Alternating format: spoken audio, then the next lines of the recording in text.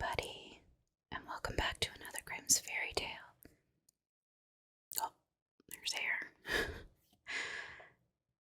This tablecloth holds onto hair a little too much. Okay, I had to try and regulate my breathing. So welcome back to another Grimm's fairy tale.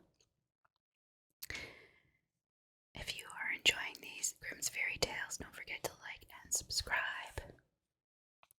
We've already done quite a few, and today we're doing Hansel and Gretel. So we have to go all the way to page 89.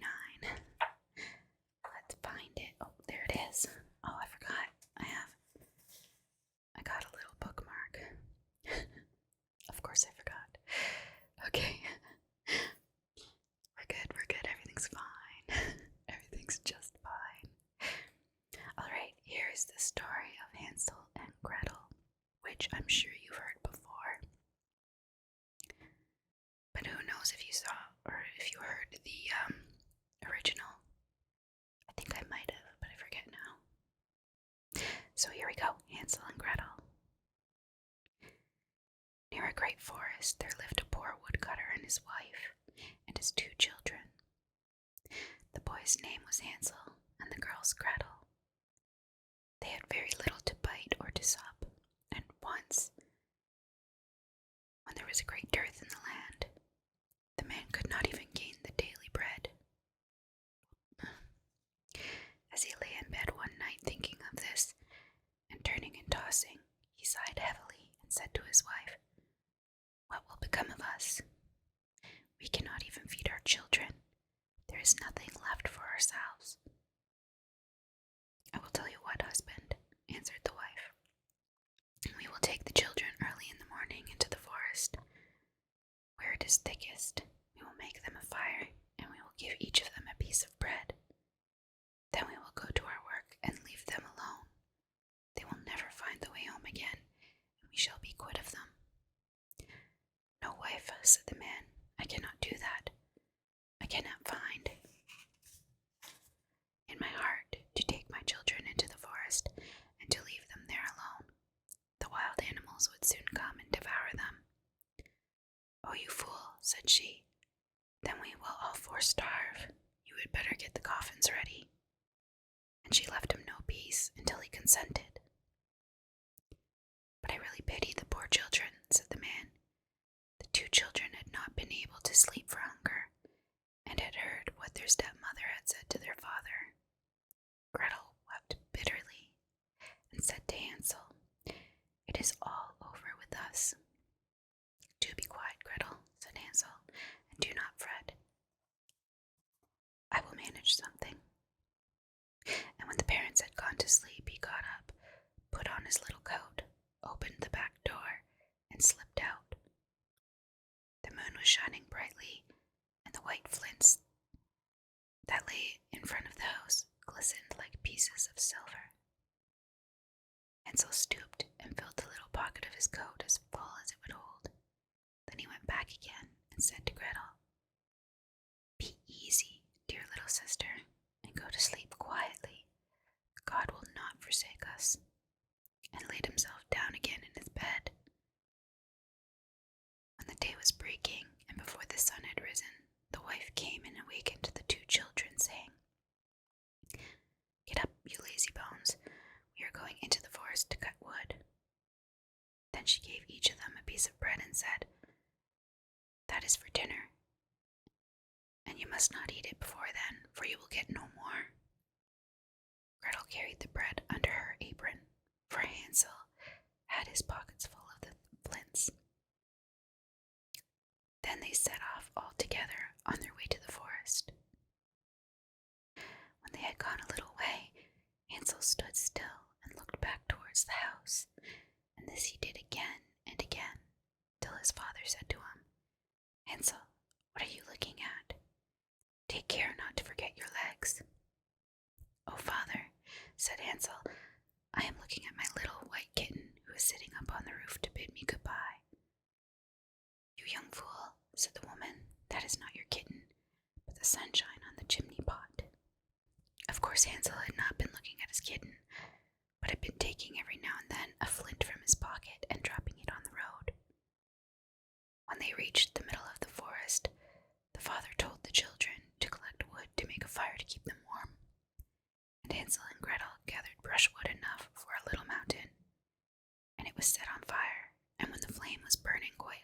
wife said, "Now lie down by the fire and rest yourselves, you children, and we will go and cut wood, and when we are ready, we will come and fetch you." So Hansel and Gretel sat by the fire, and at noon they each ate their pieces of bread. They thought their father was in the wood all the time, as they seemed to hear the strokes of the axe, but really it was only a dry branch hanging to a withered tree that the wind moved to and fro. So when they had stayed there a long time, their eyelids closed with weariness, and they fell fast asleep. When at last they woke, it was night, and Gretel began to cry and said, "How shall we ever get out of this wood?" But Hansel comforted her, saying, "Wait a little while longer until the moon rises, and then we can easily find the way home." And when the full moon got up, Hansel took his little sister by the hand and followed the way where the flintstones shone like silver, and showed them the road. They walked on the whole night through, and at the break of day they came to their father's house. They knocked at the door, and when the wife opened it and saw that it was Hansel and Gretel, she said, "You naughty children, why did you sleep so long in the wood? We thought you were never coming home again." But the father was glad, for it had gone to his heart to leave them both in the woods alone. Not very long after that, there was again great scarcity in these parts. The children heard their mother say at night in bed to their father, "Everything is finished up. We have only half a loaf, and after that the tale comes to an end.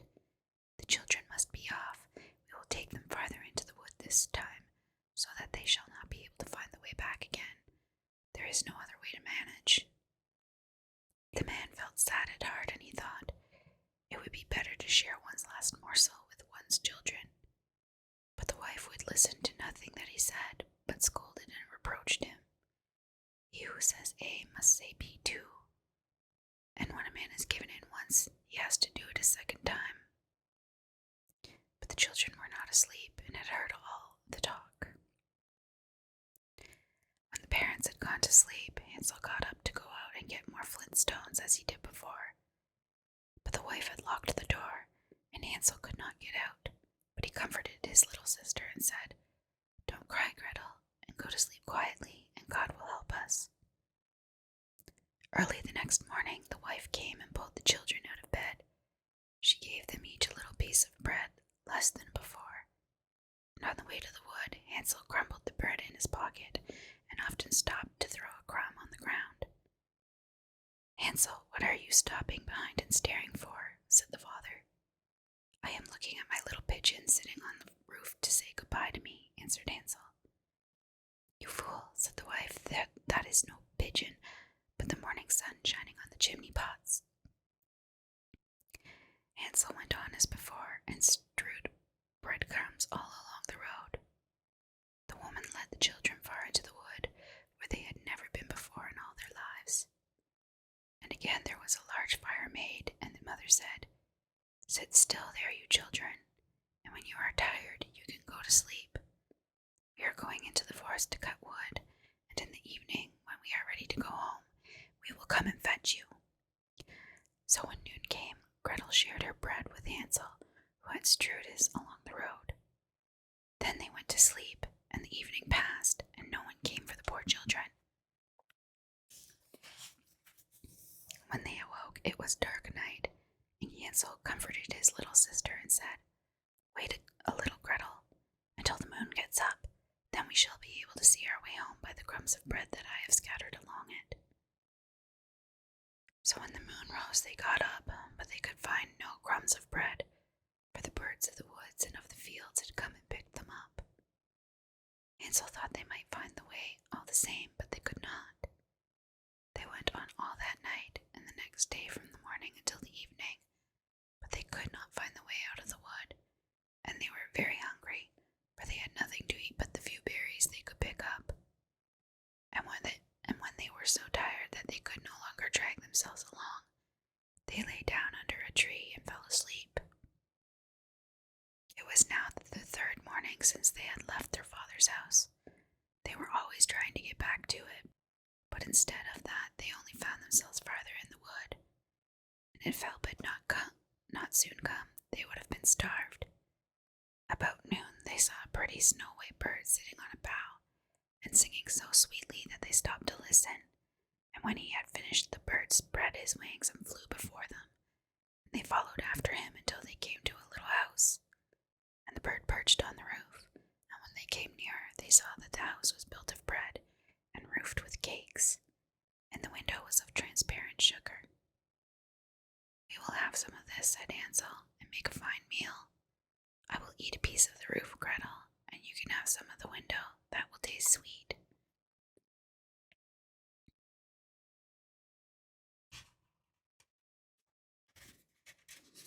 So Hansel reached up and broke off a bit of the roof, just to see how it tasted, and Gretel stood by the window and gnawed at it.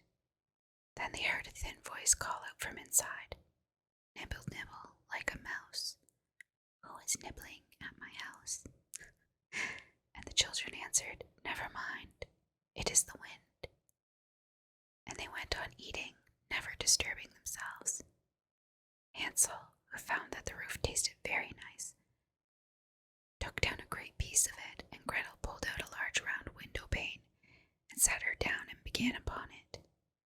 Then the door opened, and an aged woman came out, leaning upon a crutch. Hansel and Gretel felt very frightened and let fall what they had in their hands. The old woman, however, nodded her head and said, "Ah, my dear children, how come you here? You must come indoors and stay with me. You will be no trouble." So she took them each by the hand and led them into her little house. And there they found a good meal laid out of milk and pancakes with sugar, apples, and nuts. After that she showed them 2 little white beds, and Hansel and Gretel laid themselves down on them and thought they were in heaven. The old woman, although her behavior was so kind, was a wicked witch who lay in wait for children, and had built the little house on purpose to entice them.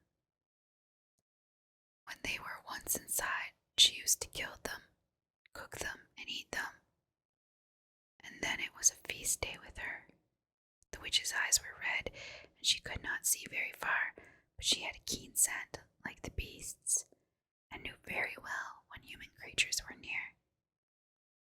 When she knew that Hansel and Gretel were coming, she gave a spiteful laugh and said triumphantly, "I have them, and they shall not escape me." Early in the morning, before the children were awake, she got up to look at them, and as they lay sleeping so peacefully, with round rosy cheeks, she said to herself, "What a fine feast I shall have." Then she grasped Hansel with her withered hand and led him into a little stable and shut him up behind a grating, and call and scream as he might, it was no good. Then she went back to Gretel and shook her, crying, "Get up, lazy bones, fetch water, and cook something nice for your brother. He is outside in the stable and must be fattened up, and when he is fat enough, I will eat him." Gretel began to weep bitterly, but it was of no use. She had to do what the wicked witch bade her. And so the best kind of victuals was cooked for poor Hansel, while Gretel got nothing but crab shells. Each morning the old woman visited the little stable and cried, "Hansel, stretch out your finger, that I may tell you if you will soon be fat enough." Hansel, however, used to hold out a little bone, and the old woman, who had weak eyes, could not see what it was, and supposing it to be Hansel's finger, wondered very much that it was not getting fatter. When 4 weeks had passed, and Hansel seemed to remain so thin, she lost patience and could wait no longer. "Now then, Gretel," cried she to the little girl, "be quick and draw water. Be Hansel fat or be he lean, tomorrow I must kill and cook him." Oh, what a grief for the poor little sister to have to fetch water, and how the tears flowed down over her cheeks. "Dear God, pray help us," cried she. "If we had been devoured by wild beasts in the wood, at least we should have died together." "Spare me your lamentations," said the old woman. "They are of no avail." Early next morning, Gretel had to get up, make the fire, and fill the kettle. "First we will do the baking," said the old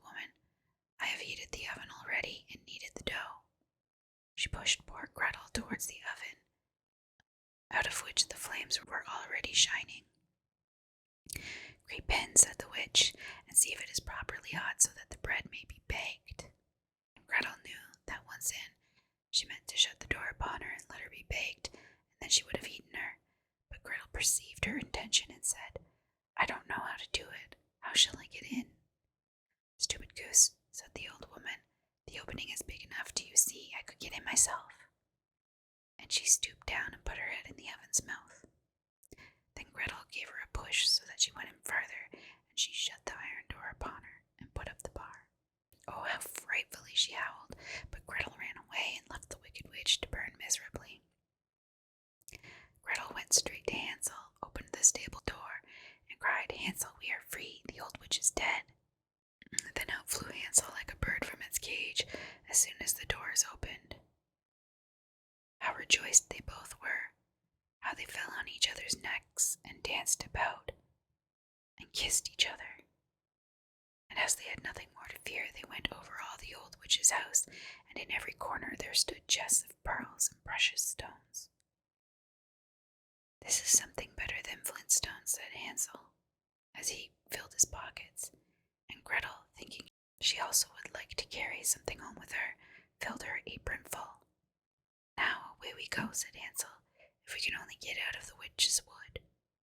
When they had journeyed a few hours, they came to a great piece of water. "We can never get across this," said Hansel. "I see no stepping stones and no bridge." "And there is no boat either," said Gretel. "But here comes a white duck. If I ask her, she will help us over." So she cried, "Duck, duck, here we stand, Hansel and Gretel on the land. Stepping stones and bridge we lack. Carry us over on your nice white back." And the duck came accordingly, and Hansel got upon her and told his sister to come too. "No," answered Gretel, "that would be too hard upon the duck. We can go separately, one after the other." And that was how it was managed, and after that they went on happily until they came to the wood, and the way grew more and more familiar, till at last they saw in the distance their father's house. Then they ran till they came up to it, rushed in at the door, and fell on their father's neck. The man had not had a quiet hour since he left his children in the wood, but his wife was dead. And when Gretel opened her apron, the pearls and precious stones were scattered all over the room, and Hansel took one handful after another out of his pocket. Then was all care at an end, and they lived in great joy together. "Sing, everyone, my story is done, and look round the house, there runs a little mouse. He that can catch her before she scampers in may make himself a very, very large fur cap out of her skin." The end. The ending of that is really weird. Like, I don't even know what to think about this one. So, when I've heard Hansel and Gretel before, there wasn't the first time, I don't think, from what I remember. Hansel only ever tried to find his way back home by putting down breadcrumbs. There was never any little white stones. And at the end, there was never getting on a swan's back to try and cross water. Like, that wasn't part of the story. And I find this story interesting because although the father completely followed what the mother wanted, he's made out to be a better character than the mother, when I don't think I could say that. If you follow other people who are doing evil, even if you feel like it's wrong, it doesn't make you any better. You actually have to take the action to not do the evil to be better. So it's kind of weird. This story's a little bit weird in that sense. And also, they totally left out how his wife had died. Like, what? What? She's just dead and they come back. I mean, what? There are a lot of holes to this story. However, there you have it. So that's the end of that story. I hope you enjoyed it. Don't forget to like and subscribe. And the next story will be The White Snake, which I do not know this story whatsoever, so it will